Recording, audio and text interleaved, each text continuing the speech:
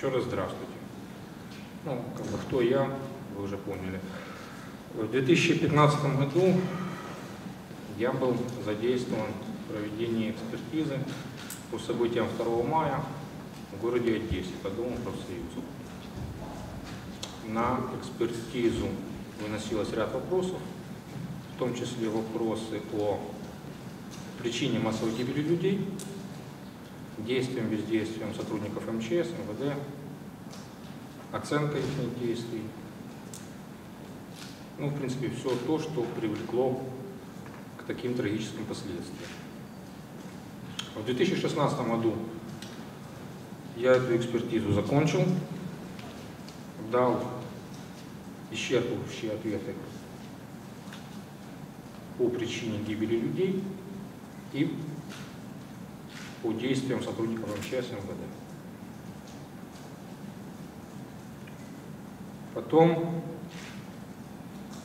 я был вызван в прокуратуру Украины, где мне предложили, ну, скажем так, в мягкой форме переписать выводы, которые касаются причины гибели людей, намекая на то, что эти выводы неправильные. Все-таки обладая какими-то моральными качествами, как офицер я не мог пойти на это. Поэтому я отказался что-либо переписывать. Через некоторое время на меня воздействовали физически. Это выражалось в том, что, возвращаясь домой, получил удар по голове от неизвестных лиц, пришел в себя, ценные вещи у меня не пропали, не обокрали, ничего, просто ударили по голове. Через 2 или 3 дня опять вызвали прокуратуру, и уже в более жесткой форме начали рассказывать мне о том, что выводы о причине массовой гибели людей неправильные. На что я также дал ответ, что что-либо переделывать и переписывать я не буду. Через некоторое время, возвращаясь опять же домой, зайдя в лифт, забежало 2 человека, со словами «тебе привет», получил резано колотую рану в область предплечья.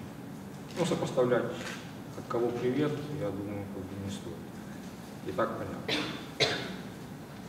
Так как рана была несерьезная, я не обращался ни к врачам, ни в правоохранительные органы, да и смысла нет.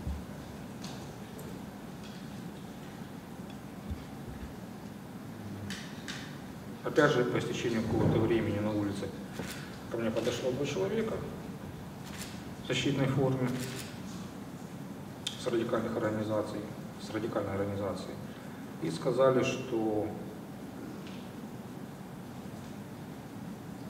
мне привезут материал экспертизы уже с другими выводами. От меня только стоит подписать выводы. Ну, сопоставив все за и против, я принял решение уехать с территории Украины. Свое первое видеообращение я записал на случай, если со мной что-то случится, передал его своим друзьям в Европе. Но так получилось, что в оговоренное время я на связь не вышел, и поэтому это обращение было опубликовано. Сейчас я как бы здесь, слава Богу, все нормально. Во время проведения экспертизы я обратил внимание на ряд факторов.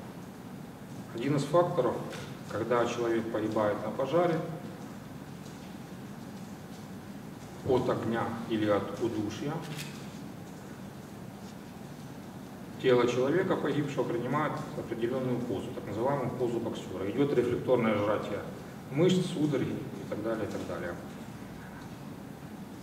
Изучая материалы уголовного дела, я столкнулся с тем, что такой позы у людей не было. Трупы людей находились в расслабленном положении. Ну, как пример могу привести то, что на 4-м или на 5-м этаже были обнаружены 2 трупа, парень с девушкой. Они сидели в обнимку, в расслабленной позе, в то же время у них сгорели верхние конечности, голова, плечи. То есть никаких рефлекторных действий организм не предпринимал. Это говорит о том, что их рефлекторные функции их организмов были отключены. Отключены под воздействием чего-то. Потом я столкнулся с тем фактором, что по лестничному маршу Дома профсоюзов наблюдались следы разлития какой-то жидкости. Какой я сказать не могу, потому что экспертиза по этим следам не проводилась по непонятной причине. Также один из свидетелей указывал на наличие, насколько я помню, желтого дыма с окна Дома профсоюзов. Это говорит об использовании, об горении химических веществ, ядовитых химических веществ. Ну и заключающим этапом было то, что по результатам судебно-медицинской экспертизы СМЭ в крови некоторых погибших были обнаружены остатки хлороформа. Честно говоря, я был удивлен почему-то, потому что эти остатки нашли, так как хлороформ является очень летучим веществом. Но экспертиза проводилась на следующий день после пожара или через день, поэтому в крови удалось обнаружить эти остатки.